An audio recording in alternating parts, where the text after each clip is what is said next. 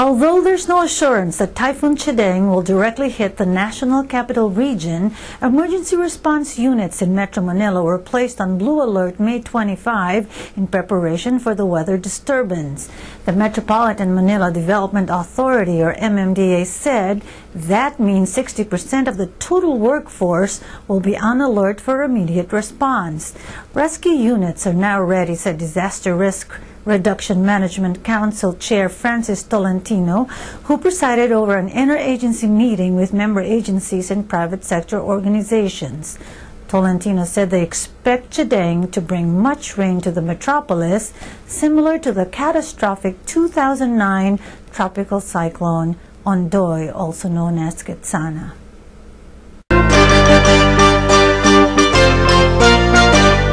The custodian assigned to monitor the whereabouts of convicted killer Antonio Leviste, a former Batangas governor, was grilled May 24 by a Department of Justice panel looking into Leviste's unauthorized departure from the new Bilibid prison.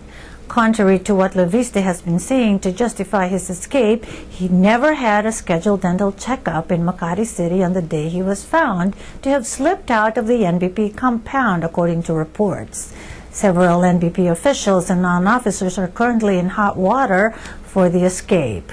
Justice Undersecretary Francisco Baran III, as well as the gates of NBP, were checked to piece together how Leviste could have escaped out of the prison.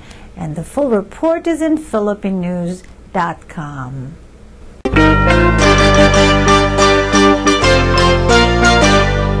Glendora police detectives arrested 25-year-old William Zafar Velasco May 4 on suspicion of placing a hidden camera inside a woman's restroom at a Starbucks coffee shop along historic Route 66. The unemployed aviation student from San Dimas, California, secretly recorded females, including children, the police said. Velasco allegedly used a device disguised as a plastic coat hook and affixed it to a wall directly across from the toilet. He was charged with secretly videotaping victims for sexual gratification and is out on $50,000 bail, according to a report by correspondent Lydia Solis in PhilippineNews.com.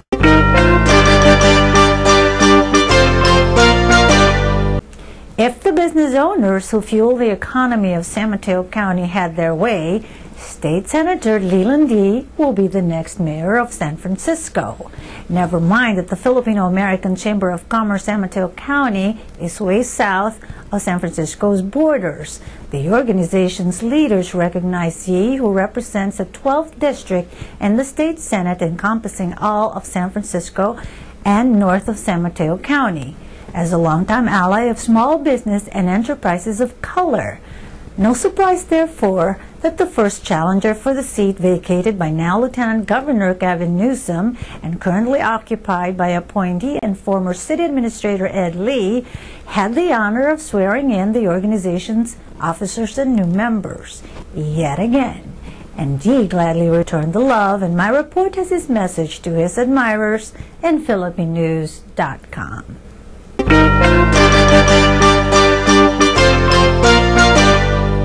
About 90 executive board members and representatives of the 12 regional chapters of the National Federation of Filipino-American Associations, also known as NAFA, attended the organization's Strategic Planning Conference May 13 to 15 in Las Vegas to discuss the Federation's 2011-2012 national agenda.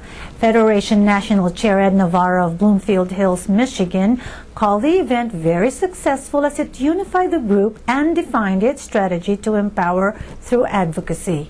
They also discussed ways and means of strengthening NAFA regions, and they approved resolutions of concern to the community. What concerns? Columnist Rodel Rudiz has the full report in PhilippineNews.com.